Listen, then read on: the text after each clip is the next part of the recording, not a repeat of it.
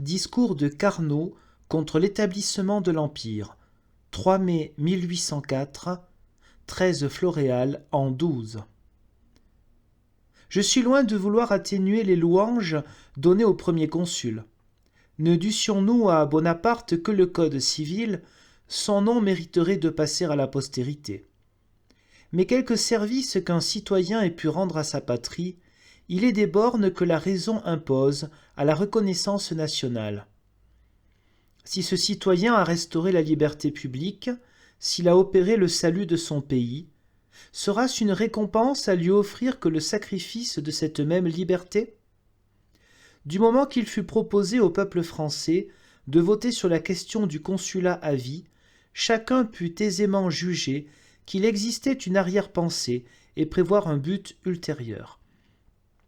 En effet, on vit succéder rapidement une foule d'institutions évidemment monarchiques.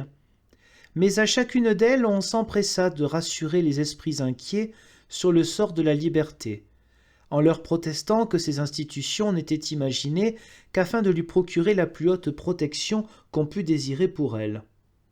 Aujourd'hui se découvre enfin d'une manière positive le terme de tant de mesures préliminaires.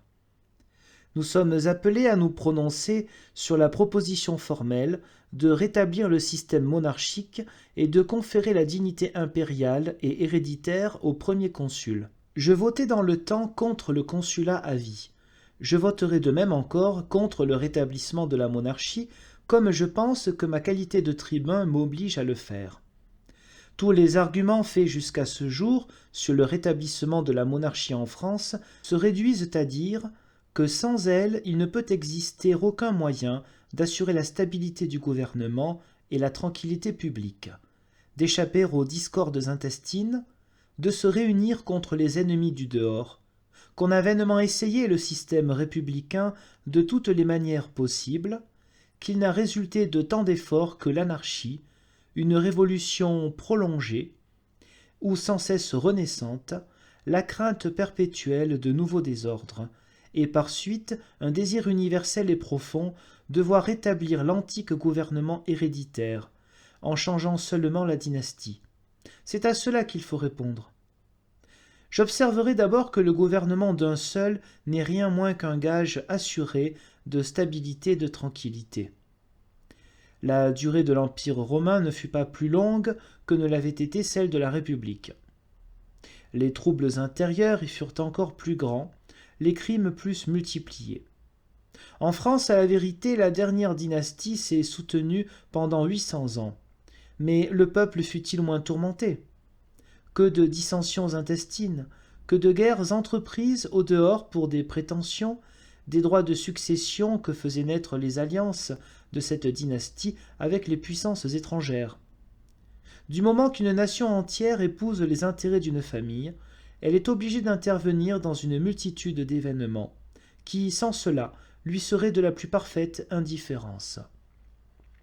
Nous n'avons pu à la vérité établir parmi nous le régime républicain, quoique nous l'ayons essayé sous diverses formes, plus ou moins démocratiques, mais il faut observer que de toutes les constitutions qui ont été successivement éprouvées sans succès, il n'en est aucune qui ne fût née au sein de factions, et qui ne fût l'ouvrage de circonstances aussi impérieuses que fugitives. Voilà pourquoi toutes ont été vicieuses. Mais depuis le 18 Brumaire, il s'est trouvé une époque, unique peut-être dans les annales du monde, pour méditer à l'abri des orages, pour fonder la liberté sur des bases solides, avouées par l'expérience et par la raison. Après la paix d'Amiens, Bonaparte a pu choisir entre le système républicain et le système monarchique. Il eût fait tout ce qu'il aurait voulu, il n'eût pas rencontré la plus légère opposition. Le dépôt de la liberté lui était confié.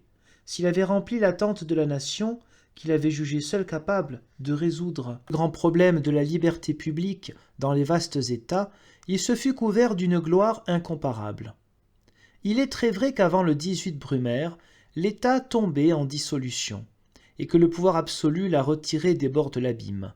Mais que conclure de là ? Ce que tout le monde sait, que les corps politiques sont sujets à des maladies qu'on ne saurait guérir que par des remèdes violents, qu'une dictature momentanée est quelquefois nécessaire pour sauver la liberté. Oui, j'ose poser en principe que lorsqu'on peut établir un ordre de choses sans avoir à redouter l'influence des factions, comme a pu le faire le premier consul, principalement après la paix d'Amiens, comme il peut le faire encore, il est moins difficile de former une république sans anarchie qu'une monarchie sans despotisme. Car comment concevoir une limitation qui ne soit point illusoire, dans un gouvernement dont le chef a toute la force exécutive dans les mains et toutes les places à donner? Jusqu'ici, on n'a rien inventé pour tempérer le pouvoir suprême que ce qu'on nomme des corps intermédiaires ou privilégiés. Mais le remède n'est-il pas pire que le mal? Car le pouvoir absolu n'ôte que la liberté, au lieu que l'institution des corps privilégiés ôte tout à la fois la liberté et l'égalité.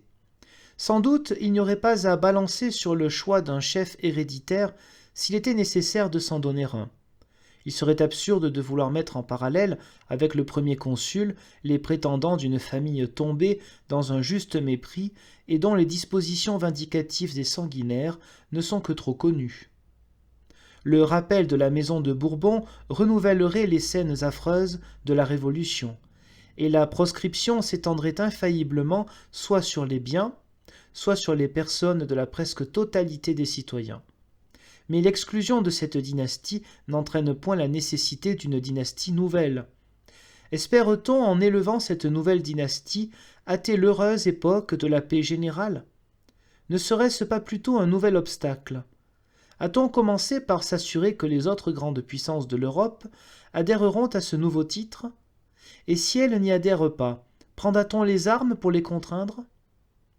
Cependant, je le répète, toujours prêt à sacrifier mes plus chères affections aux intérêts de la commune patrie, je me contenterai d'avoir fait entendre, encore cette fois, l'accent d'une âme libre, et mon respect pour la loi sera d'autant plus assuré qu'il est le fruit de longs malheurs, et de cette raison qui nous commande impérieusement aujourd'hui de nous réunir en faisceau contre l'ennemi implacable des uns comme des autres, de cet ennemi toujours prêt à fomenter des discordes, et pour qui tous les moyens sont légitimes, pourvu qu'il parvienne à son but d'oppression universelle et de domination sur toute l'étendue des mers.